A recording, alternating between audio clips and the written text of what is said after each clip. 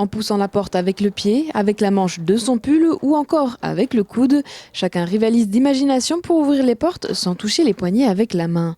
Alors pour faciliter le quotidien et protéger de la contamination au Covid-19, Yann et Louise, un couple de Strasbourgeois, se sont lancés dans la création d'une surpoignée pour ouvrir les portes avec son avant-bras. Une aventure pour ces étudiants en hôtellerie-restauration qui est partie d'un simple défi en plein confinement.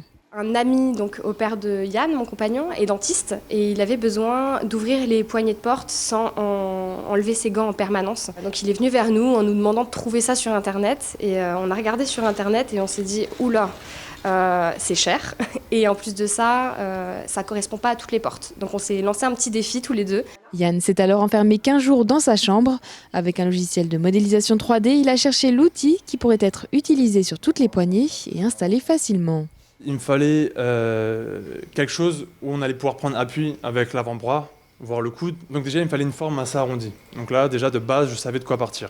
Après, le gros problème, c'était comment j'allais faire tenir ça à la clenche. Après, j'ai pensé aussi à utiliser des bracelets en plastique, des rilsans, pour éviter d'utiliser des vis. Donc j'ai dû faire des petits trous ici pour faire passer tout autour de la clenche. Après une trentaine d'essais, il a finalement trouvé la première pièce finale. Pour commercialiser la surpoignée, Yann et Louise ont alors créé leur entreprise, LY Protection, et investi dans l'achat de 3 imprimantes 3D. Puis il a fallu peaufiner les derniers réglages et choisir la matière première. On utilise du PLA, c'est du fil, comme du fil plastique, mais à base d'amidon, sans pétrole. Et on se fournit chez mes petits producteurs en Alsace. Donc maintenant, j'ai mis mon modèle, donc mon dessin sur clé USB. Et là, j'ai juste à lancer, elle chauffe et le fil va sortir de la buse à 210 degrés à peu près. Et ça va m'imprimer la pièce.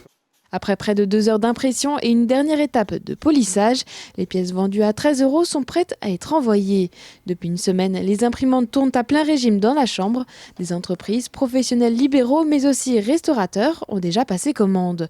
À Strasbourg, le bar à vin Il Vino est déjà équipé en prévision de sa prochaine ouverture. On va mettre de toute manière en place toutes les mesures demandées, mais je pense que ces clenches, c'est un plus pour les entrées et les sorties en terrasse, également pour les toilettes.